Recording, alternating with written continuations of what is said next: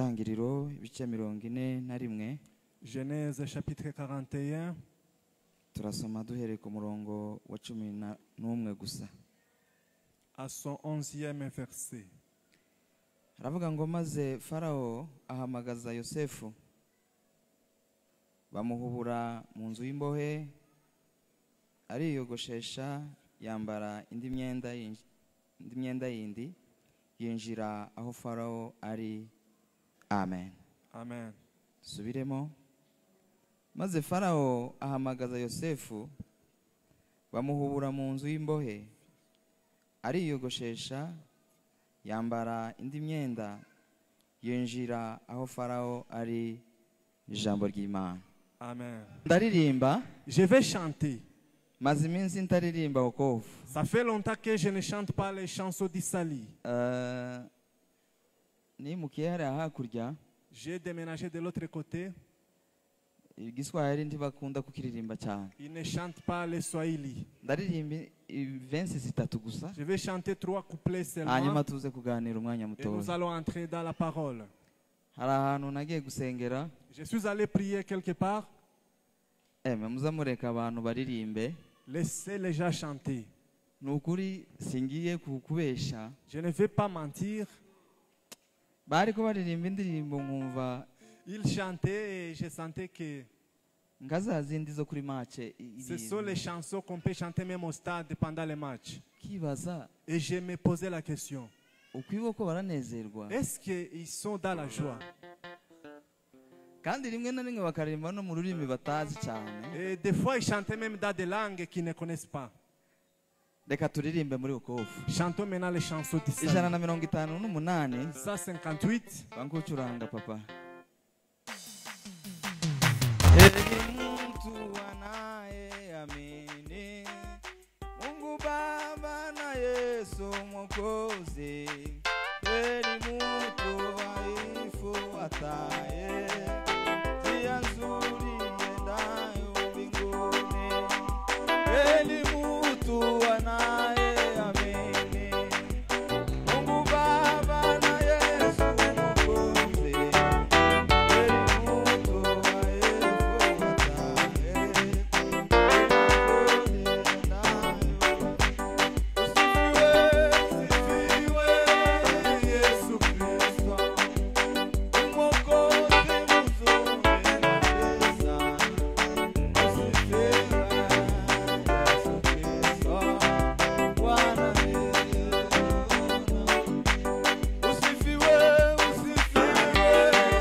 Yesu Kristo, Mwokozi mzuri kabisa, sifiwe, usifiwe.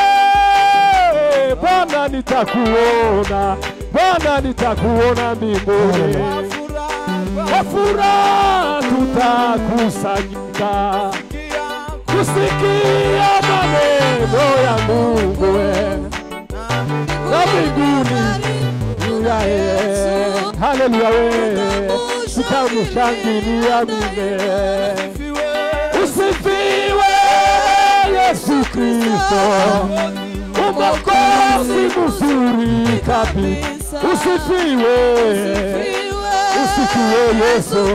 Bwana nitakuona, Bwana nitakuona mbinguni. Usifiwe, usifiwe Yesu Kristo, Mwokozi mzuri kabisa, usifiwe, usifiwe. Bwana nitakuona, Bwana nitakuona mbinguni. Kuamini pasipo kuona inafaa katika safari. Siku moja tutaka milele.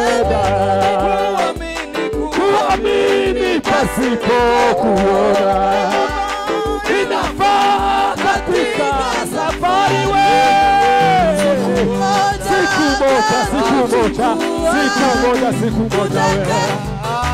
Siku moja we. Usifiwe Yesu Kristo, Mwokozi mzuri kabisa, usifiwe. Baba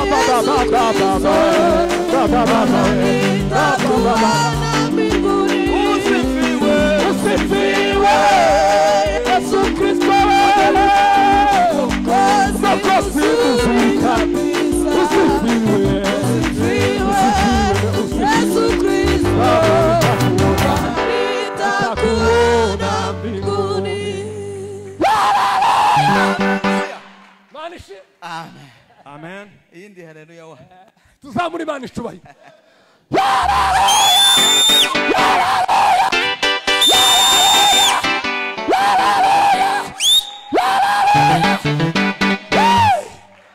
Mani baumugisha. Amen. Amen. turishimye no kubana n'abavandimwe bavuye muri Nous Sepake. sommes ravis d'être avec les frères venus de Sepak. Imana ibahe umugisha. Que Dieu vous bénisse. Semeni haleluya. Amen. Ongera utere haleluya wa Tugirira data gutya twese. Usifiwe Yesu Kristo. Umokozi mufurika. Usifiwe. Usifiwe Yesu. Bwana nitakuona. Tugirira gutya twese. Usifiwe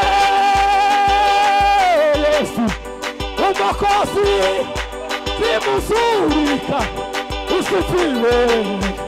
Usifiwe Yesu. Tugira mukayana, tugira mukatwasa. Usifiwe Yesu Kristo. Umokozi mufurika.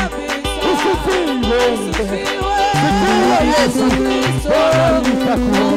Nitakuona mbinguni. Haleluya. Amen. Mani baumugisha. reka tuganire amagambo y'Imana. Nous allons partager la parole de Dieu. Umutwe w'ijambo Les thèmes, turaganira imyenda ibiri deux habits Satani azayambika itorero que Satan donne à l'église kugira ngo aricecekeshe. pour les faire taire. Hanyuma turaza kuganira umwenda umwe gusa, Et nous allons parler d'un habit nanone Kristo azayambika itorero. que Christ donne à l'église. Dupepeye Bwana Yesu Kristo. Élevez les mains. Haleluya. Amen. Niba hari ikintu cyiza kibaho, Parmi les meilleures choses, ni umuntu kwambara neza. il y a être bien habillé. Lorsque quelqu'un est bien habillé. Abantu bagira amafaranga Les gens qui ont l'argent barangiza bakaza bambara nabi, et qui ne savent pas s'habiller, abo bantu njyewe ntabwo mba ndi kumwe nabo. je ne suis pas d'accord avec ces gens. Imana yaguhaye amafaranga, Dieu t'a donné de l'argent. wenda abantu Imana itaraha amafaranga Peut-être les gens qui n'ont pas d'argent. birashoboka ko twokwambara uko twumva. Peut-être on peut s'habiller comme on Ariko mu veut. by'ukuri umuntu Imana yahaye amafaranga Celui qui a l'argent, muzamwambara neza. il faut être bien habillé. Mama Pasiteri yambaye neza, muko Maman pasteur est bien habillée. yambaye neza. Haleluya. Amen. Igeze kwambara neza kera ariko apana sinone. Un jour, j'étais bien habillé à un certain époque. Nari nkiri umwetidia J'étais encore étudiant. natahaga Gisenyi.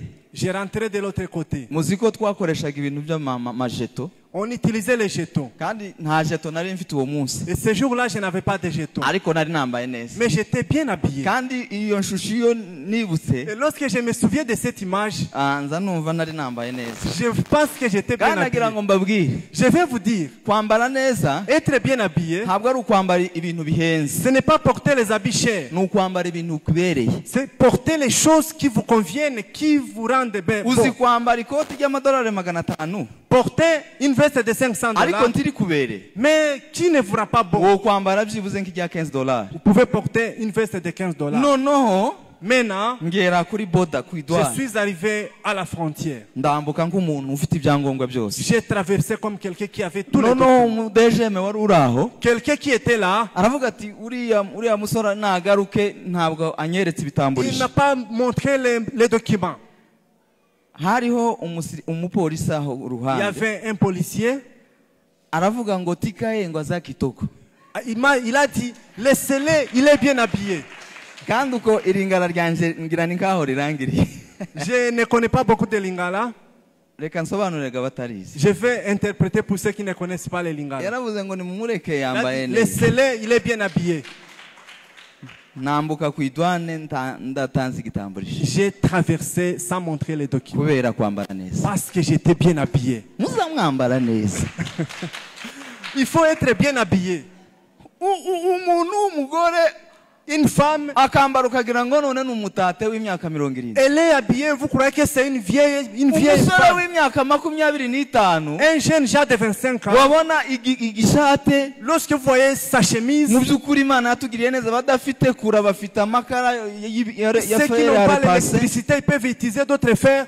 ahangaha hakaba hari umukororombya, Une hakaba chemise hacyoye ihene, chiffonnée. hakaba ntabwo ari byo. Non, non, non, non, c'est pas ça. Tegerezwa kwambara neza. Il faut être bien habillé. Icyo nshaka kuvuga, Qu'est-ce que je vais vous mu dire? isi y'ubu buzima turimo, Dans le monde actuel no mu isi yo mu mwuka, et dans le monde spirituel, hariho abantu bambaye neza n'abantu bambaye il y nabi. a les gens qui savent bien se vêtir et d'autres qui ne le savent pas. Hariho abantu bambaye iby'agaciro, Il y a les gens qui portent les choses de hariho valeur n'abandi bantu bambaye ubushwambagara. et d'autres qui portent des habits à lambeaux. Niyo mpamvu ijambo ry'Imana ritubwira C'est pourquoi la Bible nous dit, ngo iyo Kristo lorsque Christ, aturebe mu maraso ya Yesu Kristo, lorsqu'il nous voit dans le sang de Christ, azabona ngo twambaye neza, il nous voit dans bonne bakabona condition turabo kwizerwa. et il nous voit les hommes de Ariko iyo valeur. aturebe andehoro y'amaraso Lorsqu'il ye, nous voit en dehors de son ngo sang, azabona twambaye ubushwambagara. il nous voit comme si on portait des Niyo lambeaux. mpamvu C'est pourquoi Satani hari ibintu azakora le diable fait quelque chose kugira ngo atwambike nabi pour nous habiller mu de isi lambeaux y'umwuka. dans le monde spirituel.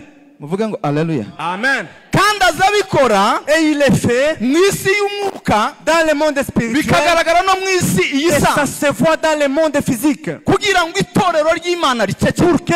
pour qu'il puisse taire l'église de Dieu. Itorero ry'Imana rigaceceka, L'église se tait kandi nimvuga itorero et lorsque je parle de l'église, ntiwumve ko na ne voyez pas l'église qu'on a. wiyumve wewe, Vois toi seulement. kubera ko ukuri itorero rya Kristo, Parce que tu es l'église de kubera Christ. ko ukuri umugeni wa Kristo. Parce que tu es l'épouse de Christ. Bwana Yesu asifiwe sana. Amen.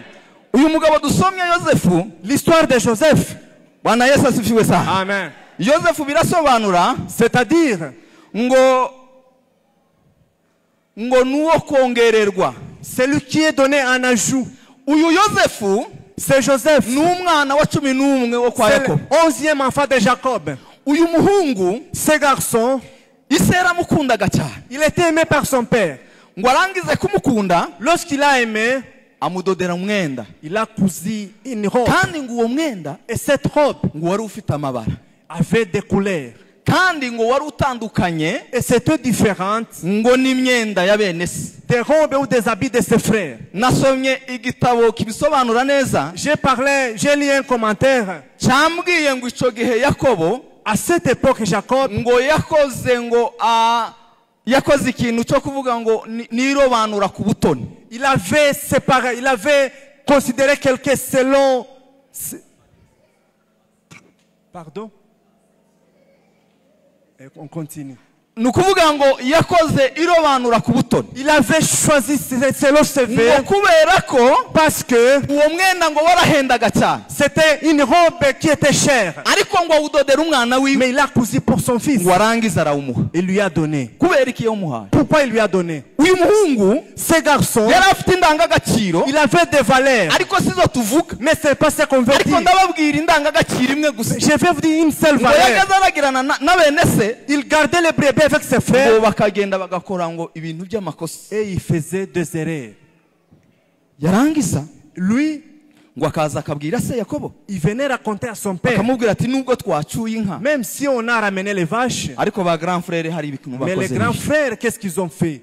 Yakobo ngo aramukunda, Et Jacob l'avait aimé. ngo arangize kumukunda Après l'avoir aimé, amuhereza umwenda. il lui a donné un habit. Uwo mwenda Et cet habit, Satani agira ishari mu isi y'umwuka, le diable a envahi la jalousie dans le monde ngo spirituel. arangize kugira ishari mu isi y'umwuka, Lorsqu'il a eu la jalousie, abicengeza mu isi isanzwe. il a fait Bene répandre se dans le monde. barababara, Ses frères étaient mécontents. baravuga ngo icyo kintu yakoze Yakobo, Ce que Jacob a fait, baravuga ngo tuzacyambura Yosefu, nous allons ravir cela à Joseph.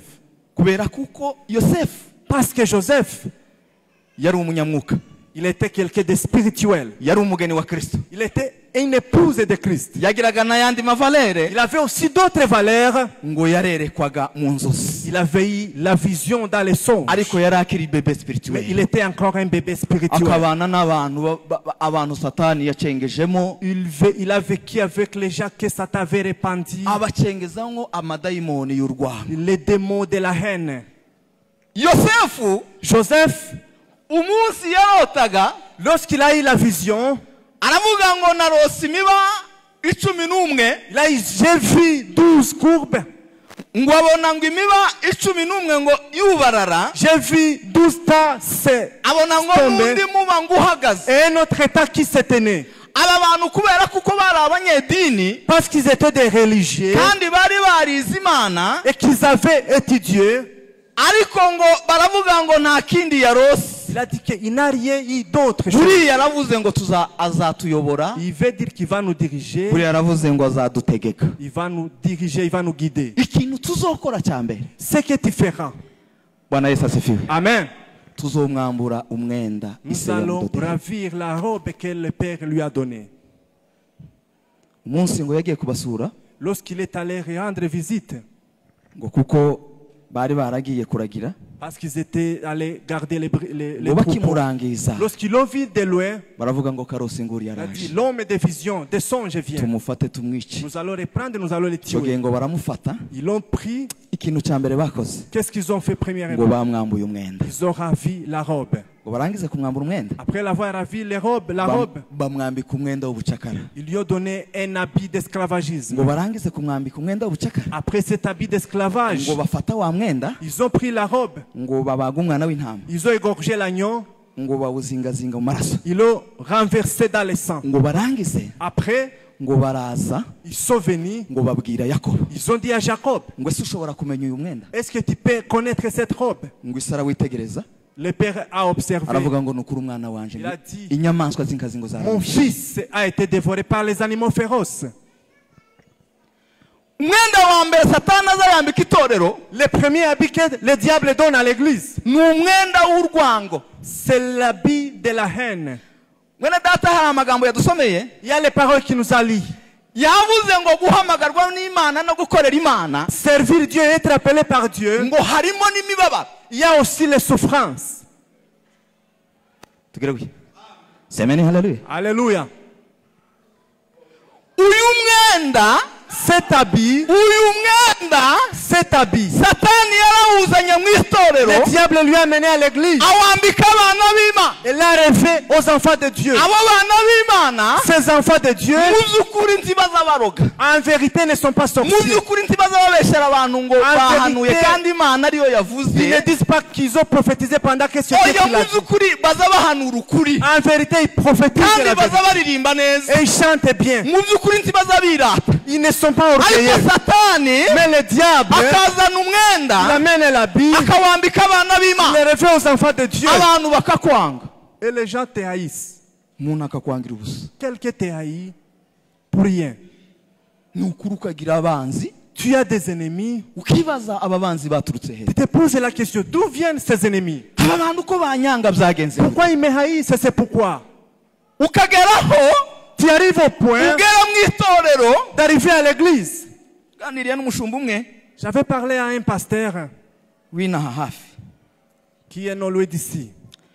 arambwira ngo yageze ahantu Il est arrivé quelque part.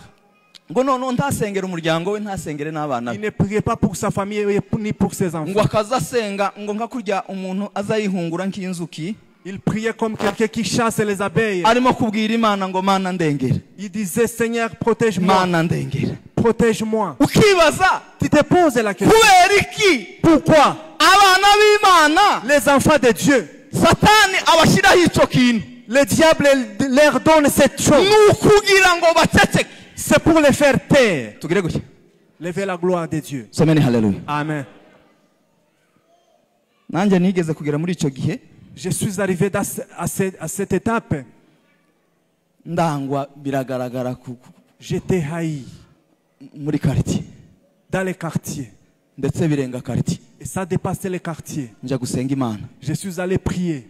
mbaza Imana ngo se niki nakoze, J'ai demandé à Dieu, qu'est-ce que j'ai fait? niki nakoze, Qu'est-ce que j'ai fait? icyo nakoze Mana niba ari amakosa Si ce sont les erreurs, umbwire nsaba imbabazi. dis-le, je vais demander pardon. Ndyamye Pendant que je dormais, tugire gutya, levez la gloire de Dieu. haleluya. Alléluia. Ndyamye Pendant que je dormais, iyo vocabulaire nzi igifaransa gikeya je ne connais pas beaucoup de français, ariko ndakizi. mais j'en connais quand même. Iyo vocabulaire ntabwo nari nyizi cyane. Je ne connaissais pas ce vocabulaire. Nijoro umuntu araza arambwira, Pendant que je dormais, quelqu'un m'a arambwira dit, ngo dore abantu bakwanga, voici les gens qui te haïssent. arambwira ngo baguteye umushare Ils t'ont jeté une flèche. ngo witwa ngo ni reticence, Witwa guceceka cyangwa se kwifata. action de terre, kuwa kimya. Se taire, être calme. Umuntu bakamutera umushare wo kumwanga On te lance une flèche de la haine mu itorero à l'église akazima, et il est éteint. mu muryango Dans la famille, akazima. il est éteint. Ukaza wibaza ngo ni wa mugabo twari tuzi w'imvuzi, Est-ce que c'est cet homme qui était éloquent qu'on connaissait? niwe. Est-ce que c'est lui? Ariko ikibazo Mais la question, Satani yamwambuye umwenda Kristo yari yaramwambitse, Satan lui a ravi l'habit que Jésus lui avait donné. noneho amwambika umwenda we, Il lui a donné son habit. umwenda wo kubona abantu gusa bakubona bakakwanga. Lorsque les gens te voient seulement, ils te haïssent. Yesu Jésus, uwo mwenda bigeze kuwumwambika, on l'a rêvé aussi cet habit. bamwambika umwenda baramwanga. On lui a donné cet habit. Muri de la bukujya haine. munsi Souvenez-vous de ce jour. ngo baravuze On a dit ngo se tubabambire inde tubafungurire qu'on inde. crucifie qui, qu'on retire qui. Abantu bose baravuga ngo mufungure Baraba, Tout le monde a dit libérez Barnabas. ati Yesu abambwe. Jésus, qu'il soit crucifié. Yakoze iki Qu'est-ce qu'il a fait? ngo abambwe? Qu'il soit crucifié. Yagize ate Qu'est-ce qu'il a fait? abambwe? Qu'il soit crucifié. Umwana w'intama w'Imana L'agneau de Dieu. baramwanga, Il a été haï. bamubambye ku musaraba Lorsqu'il a été crucifié, ngo abahisi n'abagenzi les passants ngo baramurebaga les voyaient ngo bakamuzunguriza umutwe. et ils tournaient la tête. Levaient la gloire. Semani haleluya, Alléluia! ngo bakamuzunguriza umutwe, Ils tournaient la tête. abamuzi n'abatamuzi. Ceux qui les connaissaient, ceux qui ne les Biriya connaissaient bintu pas. baza bakora bya filime, Ceux qui font dans les films. bamwambitse urubindo. On a mis une linge. Biriya ni imico y'abayuda Ce sont les coutumes des kuko Juifs. bagira imico myiza, Ils sont de ariko valeur. bamwambitse ubusa ku Il manywa était y'ihangu. tout nu, tout nu. Umwana w'Imana L'agneau de Dieu. yakoze iki Qu'est-ce qu'il avait fait? ngo abambwe? Qu'il soit crucifié. Yari yemeye kwambikwa Il avait accepté umwenda wo kwangwa. l'habit de la haine. Yesu bageze aho bamwita ngo ni Bezebuli. On avait même qualifié Jésus de Beelzéboul. Hariho Apoloni, Il y a Apollon, hariho Bezebuli, il y a Beelzéboul, hariho na abo nshaka tuvuga abo babiri. parlons seulement de ces deux gens. Apoloni Apollon, ni Satani. c'est le diable. Bezebuli Beelzéboul, ngo ni umudayimoni ushinzwe c'est un démon gutera umwako. qui est chargé d'amener la malédiction. Hakaba n'undi mudayimoni witwa Legiyoni. Il y a aussi un démon qui s'appelle Légion. Legiyoni Légion, niwe ukurikira Satani. c'est lui qui suit Satan. Iyo umuntu yananiranye mu itorero, Lorsque quelqu'un devient insupportable à l'église, baza baza kuri Apoloni. on commence par Apollon. Apoloni akabwira Legiyoni, Apollon parle à Légion. akababwira ngo ni mudipolowinge amapepo kuri runaka. Allez amener beaucoup de démons chez elle. Ngo ashinzwe irejima y'abadayimoni. Il est chargé d'un régiment de démons. Abo bantu bose Tous ces gens, ushaka mu bayuda dans les Juifs, yageza avuga ngo Yesu ni Apollo, Yesu ni celui qui Bezebuli. voulait mépriser Jésus disait Yesu il est Apollon, baramwanga. il est Beelzéboul. Yesu baramwanga Il était haï kugezaho jusqu'au point wageze ku musaraba sur la croix. aravuga ngo mbona umeniacha. Pourquoi tu m'as abandonné? Umwana w'Imana atekereza kuko Le fils de Dieu ngo na data yamwibagiwe. avait pensé que même Dieu l'avait abandonné. Tumwavuga ngo haleluya. Alléluia. Umwana w'Imana Le fils de Dieu. aravuga ngo nawe urandetse, Toi aussi tu m'abandonnes. mbona umeniacha. Pourquoi tu m'as abandonné? Kubera iki bakwanze umuntu umwe cyangwa babiri? Pourquoi 2 ou 3 personnes t'avaient haï? Waracecetse. Est-ce que tu t'étais? ivuga butumwa urareka, Tu as laissé kuririmba l'évangile. urakureka, Tu as laissé les chansons. guhanura n'ibindi urabireka. Tu as abandonné les prophéties. Oya mureke mbabwire, Laisse-moi vous dire. uyu mwambaro satani aduteza cyangwa se twambika Que le diable nous ni révèle. umwambaro wo C'est un kudutetsekesha. habit de nous faire peur. Ariko Yosefu, Mais Joseph, semeni haleluya, alléluia, nubwo bari bamwambitse uwo mwenda, lorsqu'on lui avait donné cet habit, ariko ukuboko kw'Imana kwari kuri la we, main de Dieu était sur lui. ngo arazamuka Il est monté. agera ngo kuri uriya mugabo wundi ngo umwami Farao. Il est allé chez Pharaon. Ahageze En y arrivant, ngo aba umugisha w'igihugu cyose. il est devenu une bénédiction pour tous les pays. Nubwo bari bamwambitse umwenda mubi, Même s'il avait un mauvais habit, ariko ukuboko kw'Imana kwari kuri mais la hejuru. main de Dieu était sur lui. Ngira ngo mbabwire, Je vais vous dire, humura, ne crée pas, humura. ne crée rien. Hari indirimbo baza barimba bakavuga ngo izo ntare mureba ngo zigize gute, Les lions que vous voyez, ziraziritse, ils sont attachés. ngo nimuhumure mwitinye. Ne craignez rien. Twagize ubwoba itorero L'église est dans la paix ngo turuhe, jusqu'au point abanyantege nkeya barabimenya où les faibles l'ont connu. ndetse bakatwishima hejuru, Et viennent maintenant être contents bakavuga de ngo nous. none niba ari abakristo S'ils sont réellement des chrétiens, kubera iki bagira ubwoba, pourquoi ils sont péris? kandi Imana yabo Et leur Dieu ishobora byose. fait tout. Twisubireho, Faisons une introspection. twisubireho, Faisons une introspection. mureke ubwoba, Abandonnez la paix. itorero mureke ubwoba. L'église a abandonné la paix. Ijambo ry'Imana rirambwira ngo La Bible me dit, ngo umukiranutsi un juste, ngo azatinyuka, il sera ngo libre. azamera Il nk'intare. sera comme un lion. Amen. Itorero ry'Imana abantu bagize ubwoba, Dans l'église, les gens sont devenus des pérés. kubera ubwoba abantu baracumura, À cause de la peur, les gens font des péchés. kubera ubwoba abantu bariba, À cause de la peur, les gens ont volé. kubera ubwoba abantu batanga ruswa, À cause de la peur, les gens ont donné la corruption. kubera gutinya ejo, Pour la peur de ejo demain. nzaba ndinde, Qu'est-ce que je serai demain? ejo bazanseka. Qui sera. Demain, les gens vont se moquer de moi. Ubwoba, La peur. itorero ry'Imana, L'église de Dieu. nimuhumure, Ne craignez rien. Yesu ari ku ngoma. Jésus règne toujours. Mukristo Les pèlerins, ageze ngo mu gikombe cy'igicucu cy'urupfu, dans la vallée de l'ombre et de la mort, ngo yaririmbye indirimbo, il a chanté.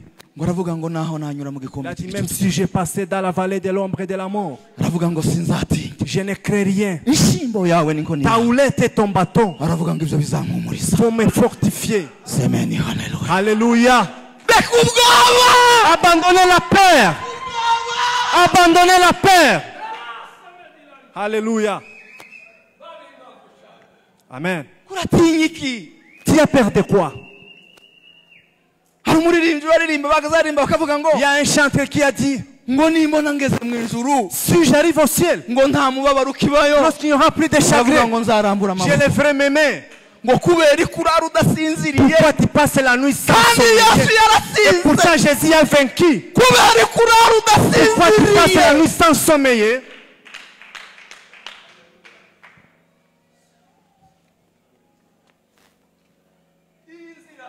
Ces chemins, Abigishwa ba Yesu baramubajije, les disciples posèrent la question atari à ko Jésus. twebwe ko twagukurikiye Nous t'avons suivi. tugasiga Nous byose, avons tout abandonné. uzaduha iki? Qu'est-ce que tu nous demandes? Aravuga ngo Il a dit, uwasize ibyiwe ku bwanjye, celui qui a laissé ses biens pour aravuga ngo moi, nzamuhemba inshuro ijana, je les donnerai au centuple. kandi ngo nzamuheza n'ubwami bwo mu ijuru. Il héritera les royaumes des cieux. Ikigeretse kuri ibyo Au-dessus de là, ngo hazaba hageretswe ngo n'amateso. il y aura aussi les souffrances. Abantu ntibaza basoma uwo murongo, Les gens ne lisent pas ces versets. n'amateso pia. Il y aura aussi les souffrances. Hano mu isi si iwacu, Dans le monde, nous ne sommes pas chez nous. mu isi si iwacu, si iwacu, mu isi si iwacu,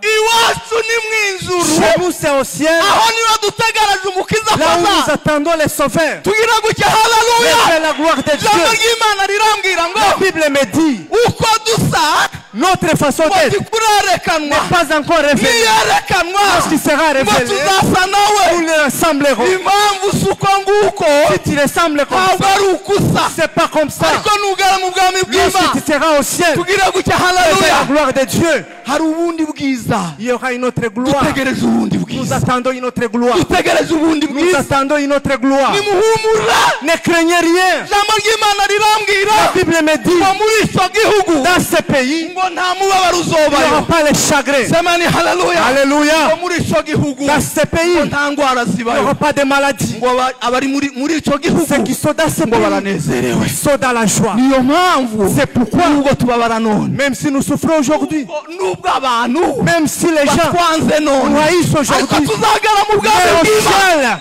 ciel, nitugerayo lorsque nous y serons, Alléluia.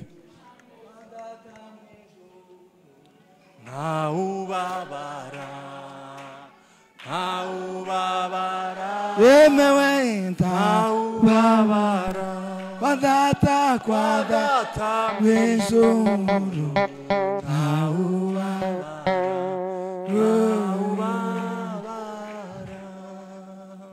ngicyo gihugu dutegereje Voici le pays que nous attendons. none ubwo bwo bufite n'ubwiki Maintenant, pourquoi tu as peur?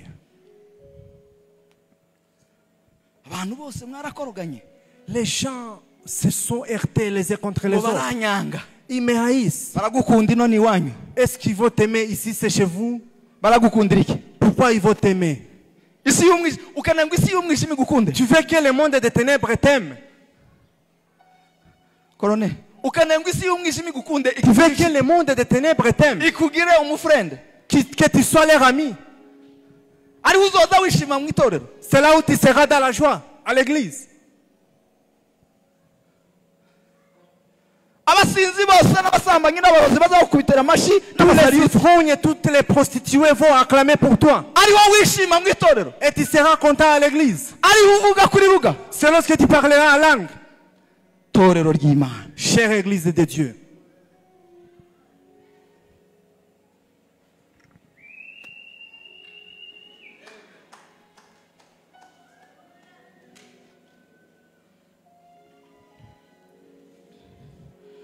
acha tuteseke ulimwengu tutese, watu watushimange, watunene mabaya hatutautupa ujasiri wetu, tutaendelea kumfuata Yesu. Reka babikore, laissez-les le faire. reka babikore batwange, Laisse-les nous haïr. ariko igikomeye Mais ce qui est important, timuceceke. ne vous taisez pas. Yeremiya Jérémie, bigeze kumwanga il a été haï ngo yahanura lorsqu'il prophétisait. ngo bakamukubita, Il était frappé. yahanura Lorsqu'il prophétise, ngo bagategura icyobo kirimo amazi n'ibyondo on préparait un trou qui avait de l'eau et de la saleté de la boue. ngo bakamushyiramo, On les mettait dedans. noneho ngo yavamo Lorsqu'il quitte, akavuga ngo noneho sinzongera kuvuga. je ne parlerai plus. Ariko imbaraga z'Imana Mais la puissance de Dieu ngo zikagurumira muri we, était en train de niyo bouillir en niyo lui. mpamvu yavuze C'est pourquoi il a dit, ngo iyo ncecetse lorsque je m'étais, ngo nza numva ngo ari umuriro ugurumira muri jye. je sens les feux bouillir au-dedans de moi. Akongera kandi akavuga ngo Il disait encore, mwebwe Isiraheli vous Israël, mwimuye ibigirwamana, vous avez amené les idoles. mwimuye Imana, Vous avez chassé Dieu. mukazana ibigirwamana, Vous avez amené les idoles. ngo uyu muhana Cette cité, Imana ngo izawusenya, Dieu la détruira. kandi ngo muzagenda iminyago Et vous serez pris en captivité imyaka 70. pendant 70 ans. ngo hakama haguruka abandi b'abandi bakunzwe, D'autres qui étaient aimés, hakaza abandi bahanuzi. d'autres prophètes Mwari venus. muzi ko hari abandi bavuga ubutumwa baza banezeza abantu b'iyi Il si, y a d'autres prophètes qui hariyo existent, les abahanuzi gens de ce monde. bazonezeza abantu b'iyi Il si, y a d'autres prophètes bakavuga ngo ya qui disent, Imana natwe yatubwiye Dieu nous a dit aussi, ngo ni imyaka 3 gusa, c'est 3 ans seulement. akavuga ngo njyewe Imana yarambwiye Moi, Dieu m'a dit, ni imyaka 70. c'est 70 ans. Uwo ni umwenda wa mbere. Ça, c'est le premier habit. Umwenda wa kabiri twihuta. Deuxième habit, pour finir, Ni umwenda wo kubesherwa. c'est l'habit d'être Kubesherwa. l'habit où les gens disent des mensonges contre vous. Bakaguhimba amazina. Les gens te donnent les noms. Ngo bahimbye Yosefu. On a donné des noms à Joseph. Bamwise ngo ni Karosi. On a dit que c'est les gens qui ont des songes. Bamwita umucyakara. On a parlé qu'il était esclave. Bamwita umuboyi. On a parlé qu'il était un travailleur. Bamwita une un bonne. violeur. Il était violeur. Bamwita umunyururu. Il était un prisonnier. Ayo yose ni amazina ya Yosefu. Tout ça, c'était des noms de Joseph. Ariko Yosefu. Mais Joseph, yakomeje Imana yiwe. il a gardé son Dieu. Nubwo Même si hari abantu mu itorero il y a les gens à l'église, kandi uhereye hano en commençant ici, uhereye kuba pasiteri en commençant par les pasteurs, babahinze ibintu on a fabriqué les choses. baraseseka. Ils se sont tus. Ngo none se turacyavuga Est-ce qu'on peut parler? ngo wogira ngo uvuge Si tu veux parler, ngo wenda ngo bakaguhimbaga ayandi mazina et on peut créer d'autres noms. ngo niyo mpamvu ngo nuko ubirekera kuriya. C'est pourquoi on a laissé comme ça. Muzi ibintu bya Eli. Tu sais l'histoire de Élie. Élie, mutambyi Eli Imana yaramubwiye ngo urimo urarebera. les sacrificateurs, Dieu l'avait dit, tu es en train d'observer. Abana bawe bari mu kushabura inyama. Tes enfants sont en train de toucher sur la viande. Abana bawe bari mu gusambanira mu ihembe. Ils sont en train de faire l'impudicité None dans le rero temple. uracecetse. Et tu t'étais. Ngo araza abwira abana be Il a dit à ses enfants, ngo bambwiye ngo bana ngo murimo kwitwara on nabi. m'a dit que vous me comportez.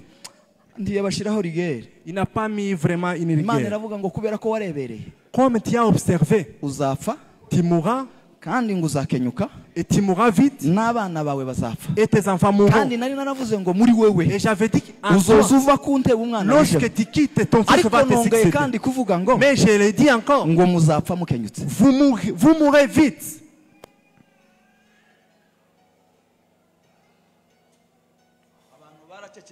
Les gens se sont tus ici à la chaîne. baracecetse hano ku gatute. Les gens se sont tus. Abavuga butumwa baracecetse. Les évangélistes se sont tus. Ngo nituvuga ngo runaka arasohoka. Si on parle, tel va sortir. Abantu baracecetse. Les gens se sont tus.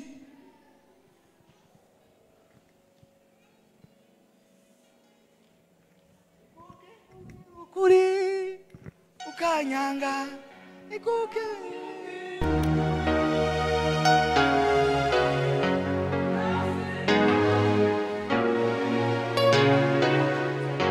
Ijano kuri je nitakubwira ukuri umunsi w'amateka Imana yabimbaza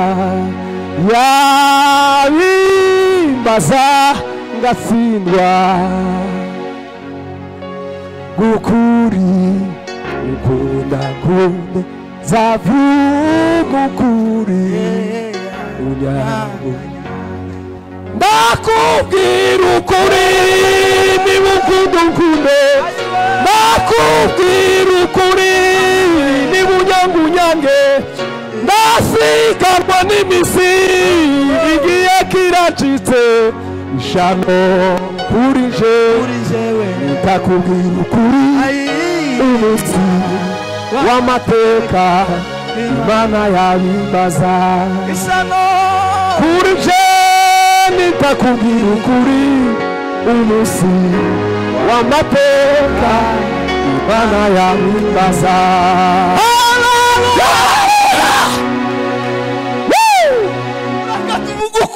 Laissez parler la vérité. Et nous allons partir.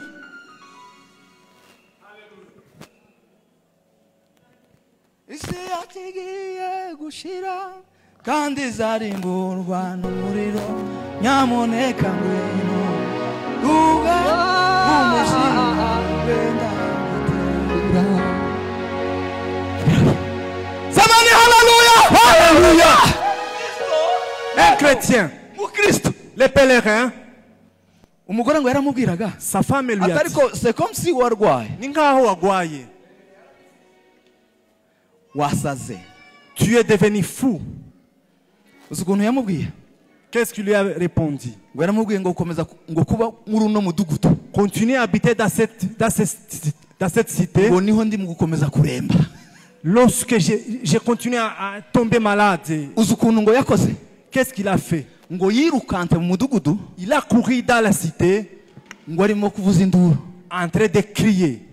Niyo mpamvu ngo ba bagabo C'est pourquoi ces hommes ngo bamukurikiye. l'ont suivi.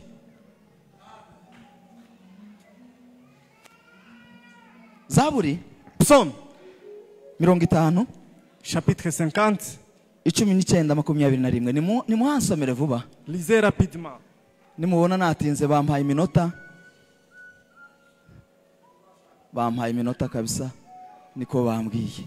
50 19:21. Wahabonye vuba ansomere. 50 19:21. ushira ibibi mu kanwa kawe, Uzushyira ibibi mu kanwa kawe. ururimi rwawe rukarema uburiganya. Aha. Wicara uvuga nabi mwene so, Aha. ubeshera mwene nyoko. Ariko yememe. Ariko yememe. Yememe. Mwatorero. Église. Ibyo ukomeza ukabikora. Nkakwihorera, Kakureka. ukibwira yuko mpanye nawe Uzigira ngo rwose, wenda mpanye nawe. ariko nzaguhana mbishira imbere y'amaso yawe, Uzabihana mbishira imbere y'amaso yawe. uko bikurikirana byose. Bikurikirana rwose. Asante. Imana itubabarire. Que Dieu nous Yego. pardonne. Guhimbira mwene so izina ritari ryiwe. Donner à ton prochain le nom qui n'est pas le sien. Guhimbira abakozi b'Imana amazina Donner les atari. serviteurs de Dieu les noms qui ne sont pas les leurs.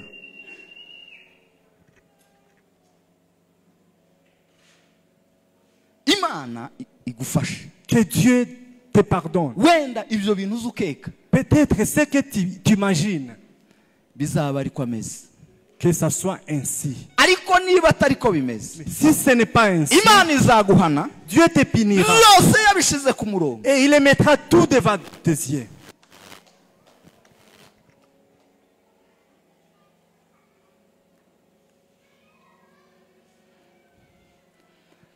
Yosefu Joseph, baramwise ngo ni mubakaji, on a dit qu'il était un violeur. umukozi w'Imana. Un serviteur de Dieu. Ntibanamwita umusambanyi. On n'a même pas dit qu'il était impudique. Bamwise On a dit qu'il mubakaji. était violeur.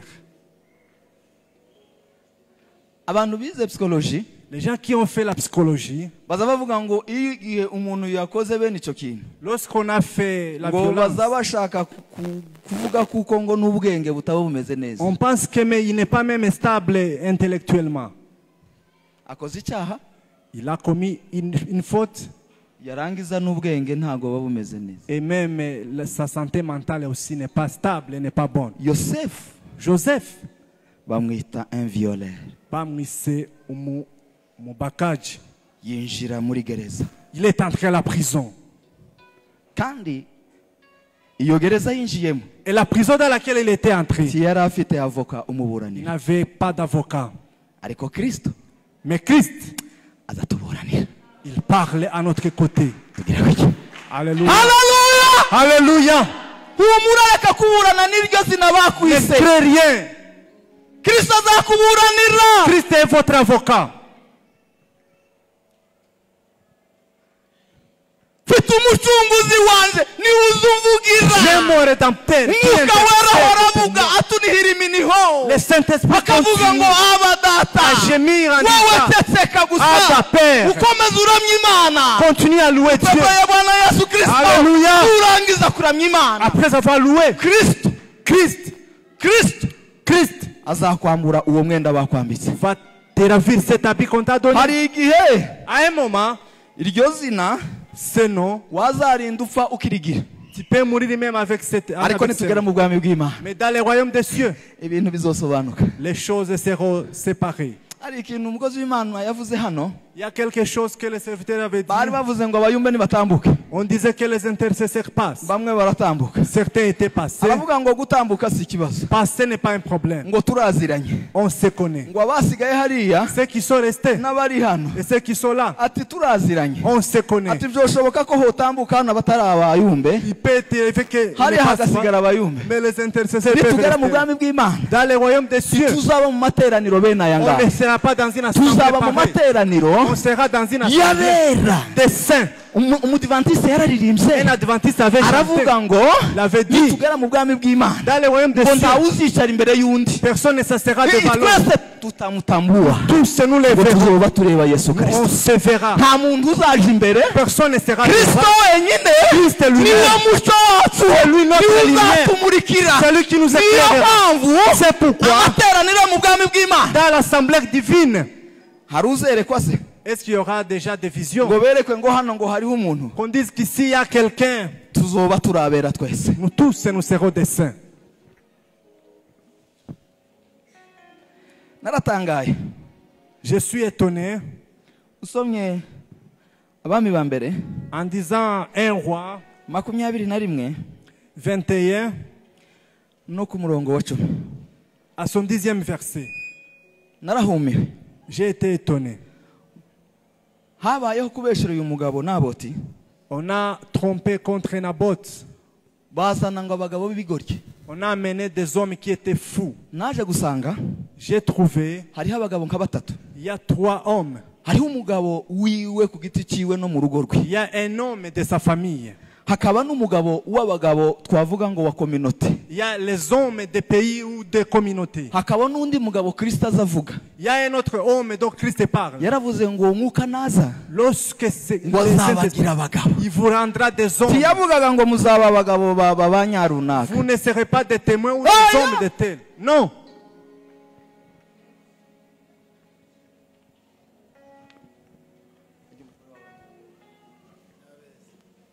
Tiyavuze ngo uzaba umugabo wa nyabeza, Tu ne seras pas le mari de Nyabeza. Non. ngo uzaba umugabo nyamugabo. Tu seras un homme. Nurangiza Et puis, ngo uzambamya tu vas me témoigner. i Yerusalemu À Jérusalem, ni Yudeya à Judée, no kugeza ku mpera y'isi. jusqu'aux extrémités de Ngaba la terre. abagabo b'itorero. Voici, ce sont les hommes de l'église.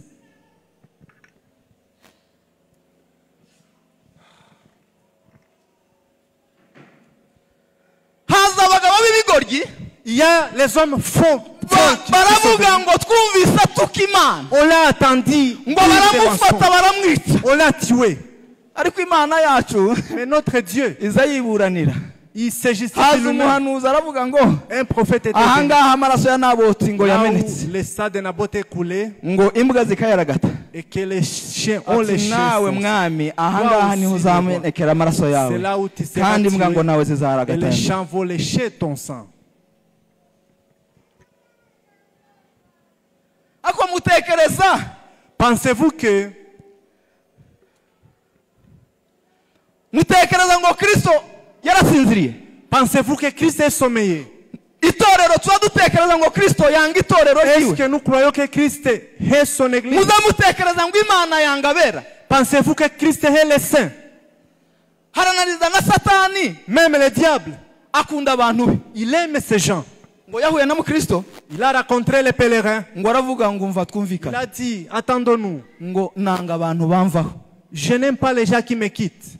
ngo niba ari ibihembo wagaye Si ce sont les rémunérations ngo qu'il y a, subirayo ngo nzakongera. rentre, je vais ajouter. Niba Satani akunda abantu be, Si le diable aime les none siens, Imana yacu. à combien plus forte raison notre Dieu? Umwenda wa gatatu turangiza, Le troisième habit pour finir, uwo ni umwenda Yesu Kristo azayambika itorero ryiwe. c'est l'habit que Christ revêt à son église. Semeni haleluya, Alléluia. semeni haleluya. Alléluia. Ni umwenda wo kurenganurwa. C'est le monde, c'est l'habit de la Niho twasomye justice. ijambo ry'Imana C'est là où twasomye nous avons lu. ngo umwami Farao Le roi Pharaon, ngo ahubura ngo Yosefu il ngo avait mu nzu appelé y'imbohe, Joseph à la hâte. ngo arababwira ngo Il a bamwogoshe dit qu'on puisse les raser. kandi ngo bamukure mu mwenda wa Qu'on puisse kinyururu, ravir l'habit ngo de la bamwambike puissance. umwenda Qu'on w'icyubahiro, les revêt l'habit de ngo la gloire. narangiza Et puis, ngo ahagarara imbere yacu. il se tient devant moi. Tugira gutya, haleluya. Amen. Kristo Christ umunsi itorero rizava muri ino si Lorsque l'église va quitter dans le monde, bazatwambika umwenda udaraje on nous mwiza, donnera un habit. bazatwambika umwenda wera, Un habit. kandi uwo mwenda Et cet habit ngo uzatwibagiza imibabaro nous yose, fera oublier toutes les souffrances. tuzibagirwa ingorane zose n'imiruho ego umunezero kubana n'umwami wacu Yesu, nimureke ibyaha byanyu ibagirwa, tuzibagirwa ingorane zose n'imiruho yo muri iyi si, mbega umunezero kubana n'umwami wacu Yesu, nimureke ibyaha byanyu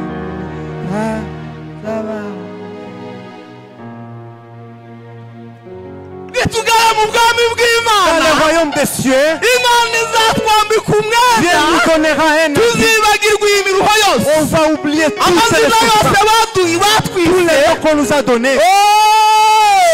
Alléluia. Ishyari ryose Satani yatugiriye, Toute la jalousie que le diable a fait contre ngo nous. nitugerayo Au ciel, ngo tuzishima hejuru nous y'urupfu, serons dans la joie. kandi ngo tuzavuga ngo Et nous dirons, ngo warakoze kuducungura. tu as bien fait Ngo de nous bazana sauver. ngo Yosefu On amena Joseph. ngo bamwambura umwenda w'ubunyururu. Lui a ravi la Hari ahantu vie de Satani la prison. azafungira abantu, Il y a là où le diable ariko tombe. Kristo naza Mais lorsque Christ viendra, azadufungura, il va nous libérer. narangiza kudufungura Nous avons libéré. twongere kandi tujye hewani Nous irons ngo encore dusanganire n'umukiza wacu mu rencontrer kirere. notre Seigneur. kandi ngo nitugerayo Lorsque nous y serons. yo Alléluia. izi ngorane zose mubona Toutes les souffrances que nous rencontrons, zizaba zararangiye. ça sera fini. Ufite uwuhe mwenda? Tu as quel habit?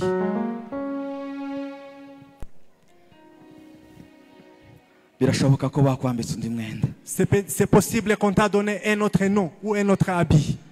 birashoboka ko wenda hari C'est possible bakwambitse uwo mwenda uraceceka, qu'on t'a donné cet habit et tu t'es tué. ndetse uravuga ngo sinzongera gusuhuza runaka, Et tu as dit que je ne vais plus saluer tel. ntabwo nzongera kumuramutsa. Je ne les saluerai plus. Reka dukore ikimenyetso cyo kuramukanya. Nous allons faire un signe de salutation. Un signe de salutation. uzageza he kugira umutima utababarira, uzageza he kugira umutima utababarira, ariko noneho ubwe duhamagare abarabazi bawe ubabarirane. Samani, haleluya, haleluya. Nta kibazo, Aucun problème. genda umusange umuhereza ukuboko, Va serrer ta main. habe nubwo utomubwira, Même si tu ne peux pas le ku mutima dire, umubwire ngo narakubabariye. dis que je t'ai pardonné. Bibiliya iravuga ngo La Bible dit, Yesu abwira abigishwa be, Jésus parla à ses arababwira ngo disciples, nimutababarira si vous ne pardonnez namwe pas, ngo ntimuzababarirwa. vous ne serez pas pardonné. Iwe namabariwe narababariwe. Tugira kuki? Ne faites- Utababarira, Si vous ne pardonnez pas, utababarira, si tu ne pardonnes nawe pas, tuzababarirwa. tu ne seras pas Ukuri pardonné. ndakurahiye, Je te jure, nawe tuzababarirwa. tu ne seras pas pardonné. Mana ishimwe cyane. Iwe narababariwe narababariwe. Humura, humura, humura, Ne crains rien. humura. Ne crains rien. Iryo zina bagupanze, Les noms qu'on t'a donné, iryo shari bakugiriye, la jalousie qu'on t'a faite, humura. ne crains rien. Hari umunsi umwe Kristo Un jour, Christ azakwambika undi mwenda. va te donner un autre habit. azagushira hejuru. Il va t'élever. Wa muririmbyi yaririmbye Theo Le yaririmbye chanteur a dit, ngo nshingiye ku byo nabonye considérez ce que j'ai ngo ndi umugabo wo guhamya. Je suis un témoin. kure cyane habaho Imana itakura umuntu Subiramo da. shingiye ku byo nabonye ndi umugabo wo guhamya ko kure cyane habaho Imana itakura umuntu Ingoma yawe niyogere niy'abana b'abantu yarogere shingiye ku bitutsi shingiye ku mwenda bakwambara Mais pas sur la shingiye ku ishyara abantu mais bakugiriye pas sur la jalousie. ukuri ndi umugabo wo guhamya. Je suis un témoin. ahantu kuri Imana Quel lieu qui itakura umuntu. Dieu n'est pas Ah! loin de là. Mana ishimwe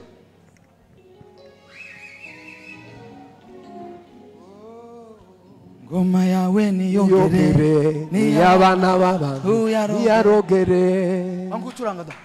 Ngoma yawe niyogere yogere niy'abana b'abantu Oh.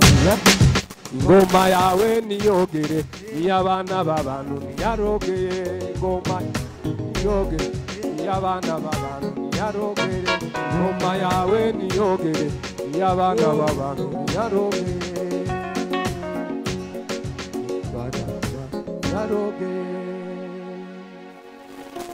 uracecetse nyine ngo barakuvuze umuyumbe muzima. Un intercesseur. Tu te tues parce qu'on a parlé de vous. isi y'umwijima nyine icecekesheje itorero. Le monde des ténèbres a fait taire l'église. timukivuga. Vous ne parlez plus.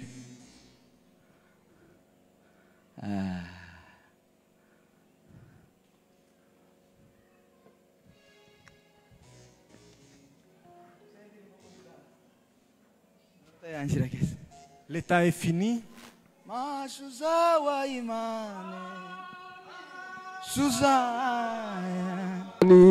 Wata watahubiri injili ya mwisho watahubiri injili mashujaa wa imani mashujaa wa imani watahubiri injili ya mwisho watahubiri injili mashujaa wa imani mashujaa wa imani watahubiri injili ya mwisho watahubiri injili ya mwisho.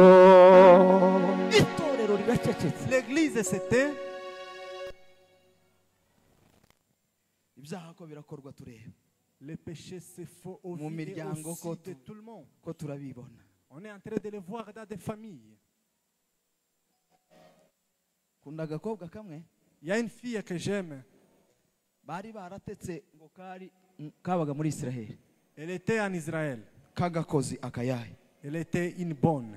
ariko kari gafite umwuka wera. Mais elle avait le Kandi Saint-Esprit. iyo umuntu afite umwuka wera Lorsqu'on a le Saint-Esprit, hata wakupange majina même si on peut te donner des noms, umwuka wera ntuzi ukwemerera guceceka. le Saint-Esprit n'accepte pas que tu te taises. akazafura ngo imyenda ya Namani Elle lessivait les habits de Naaman kandi ngo yarakuranwaga ngo buri munsi. et il changeait les habits chaque jour. ngo abwira nyirabuja Elle disait à sa maîtresse, aramubwira ngo elle a dit, uyu mugabo wawe votre mari, yoje iwacu muri s'il Israel peut rentrer chez nous en Israël, yokira ibi bibembe. il peut être guéri de sa lèpre. tugira kuye. Haleluya. Amen. itorero turacecetse gucya nyine. L'église, on s'était.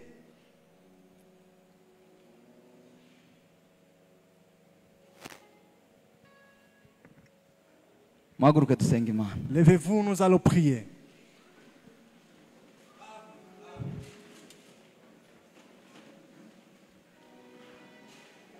ikindi cyari igihe cyo guceceka cy'itorero. Ce n'est pas le moment de se taire pour l'église. si igihe cyo guceceka. Ce n'est pas le moment de se taire. kadusabe evangeliste asenga Imana. L'évangéliste va venir et il va prier.